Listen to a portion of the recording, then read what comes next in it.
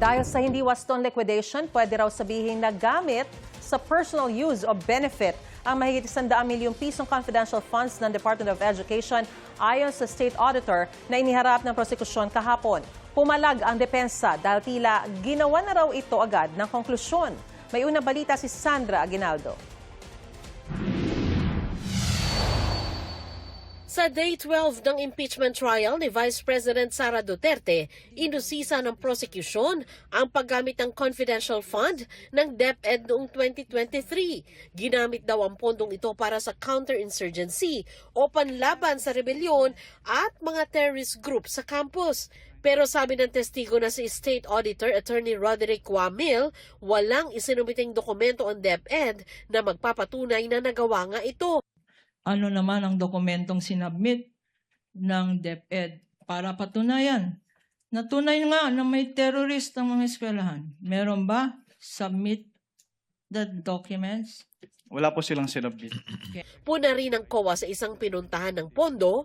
First quarter, CY 2023 cash advance. Payment of allotments under the maintenance and other operating expenses authorized under the page 376 of RA number 11936 of the General Appropriations Act, fiscal year 2023. Anong ibig sabihin ng MOOE? Yung MOOE po kasi kasama yun doon sa kanilang regular funds. Ano ang regular funds at ano ang confidential funds? Yung regular funds po ng agency, yun yung kanilang pondo na ginagamit nila for their operations and yun po. Well, yung confidential fund po, ito po yung specific lump sum ng agency which is to be used for their confidential operations. Matapos lumabas ang kanilang audit observation memo tungkol sa umunoy irregularidad, nakipagpulong daw sa kanila ang mga kinatawan ng bise, kasama si Defense Counsel Attorney Michael Powa na nooy nasa DepEd. Kilala mo ba, Mr. Witness, si Attorney Michael Powa? Nakikita ko po siya sa news. Nakikita mo siya sa news? Hindi mo siya nakikita sa in-person?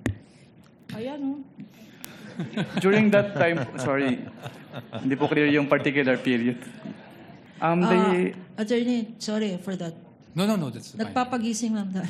Okay lang po. But you confirm that this is the attorney that you saw in that meeting? Yes po. Okay. Sabi ni Wamil, may hiniling sina Powa sa COA. They ask po if instead of an audit observation memorandum in case may audit findings, ay audit query na lang po yung i-issue sa kanila.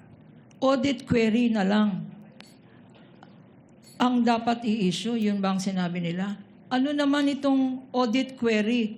Hindi po ako familiar sa audit query since hindi naman po siya kasama dun sa issuances under the Joint Circular 2015-01.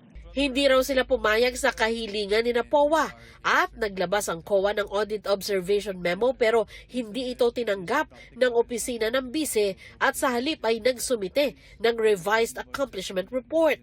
Kaya tanong ng prosecution, ang kabiguan ba raw na maliquidate ng wasto ang confidential funds ay ebidensya na nalustay ito?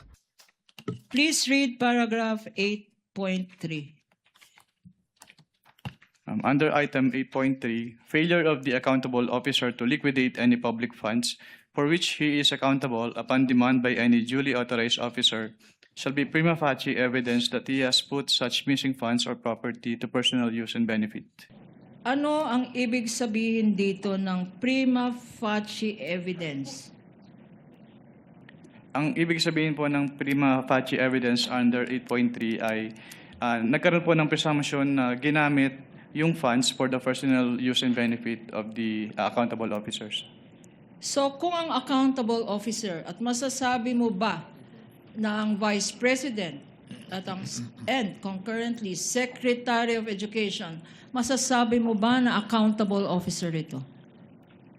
Based on the joint circular po, yes po. Presumption ng ano? Under 8.3 po, presumption na yung fund po ay na-convert into personal use or benefit. Presumption na na-convert for personal use or benefit applicable dito sa sinabi mo? Conclusion of law, Your Honor. Calls for conclusion. Your Honor, that is... Your Honor, all these matters are pending still. Sustained.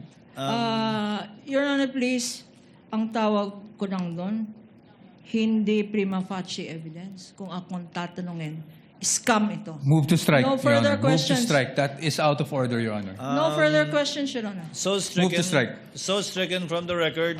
Ayon kay Attorney Powa, maituturing na mischaracterization ang pagtawag ni Attorney Lorna Capuna na scam ang confidential funds ng bise. I just don't think it was proper to do that, especially at this point, no? Na ang witness naman na pinag-uusapan natin ay AOM pa lang.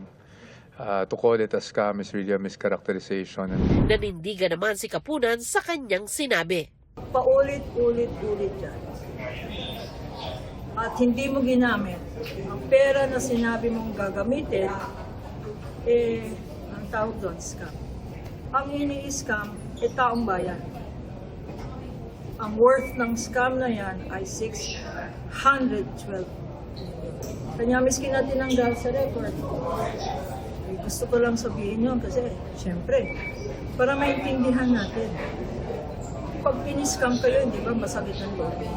Sa cross-examination ng depensa, ipinunto ni Attorney Powa na sensitibo ang confidential activities at ang pagsusumite ng mga dokumento tulad ng mga resibo ay maaring magdulot ng leak o pagtagas ng impormasyon na maaring maglagay sa panganib sa operasyon. Commission on Audit Circular Number 92-385 dated October 21, 1992. Whereas these intelligence and confidential activities by their very nature are highly sensitive and confidential operations or missions, the details of which cannot be divulged. You being a lawyer, you know that there are laws prohibiting the unauthorized disclosure of confidential information, correct? Can you repeat po? You being a lawyer, sir, you are aware that there are laws prohibiting the unauthorized disclosure of confidential information, correct?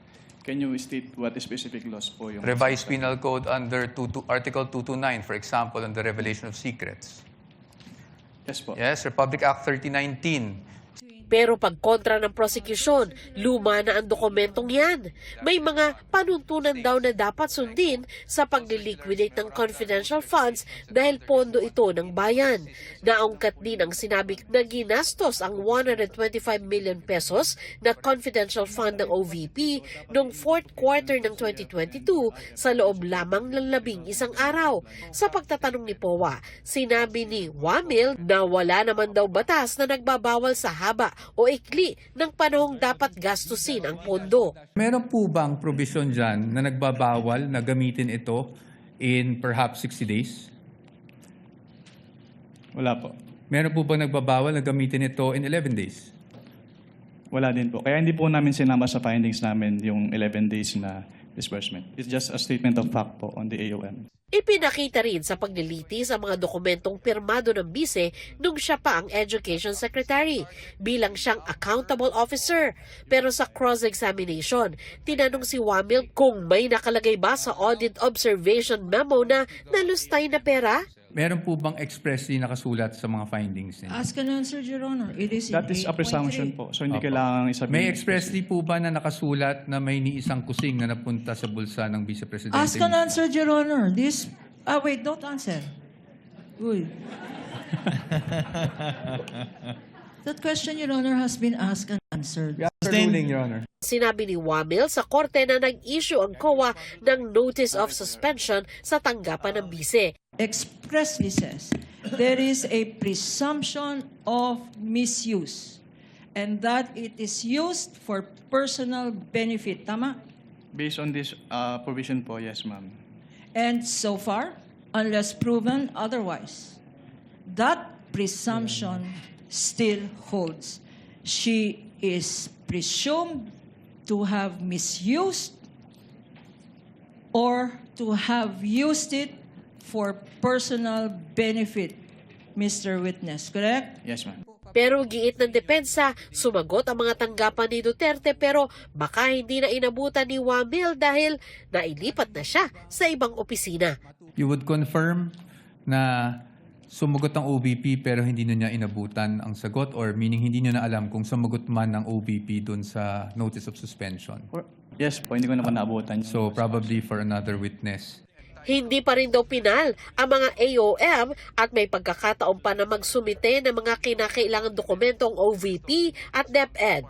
At wala pa umanong napapakitang maling paggamit ng pondo roon. Inaasahang magtatanong ang Senator Judges kay Wamel.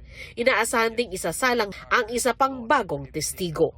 Kailangan ba ma-prove na yung buong 125 million ay questionable, or yung 27 or just one portion is enough already to prove that there was culpable violation of the law or betrayal of public trust? You know what, actually, yeah, from the point of view of the citizen, 1 peso is already too much, no? But we understand na malalaking amounts ang involved dito.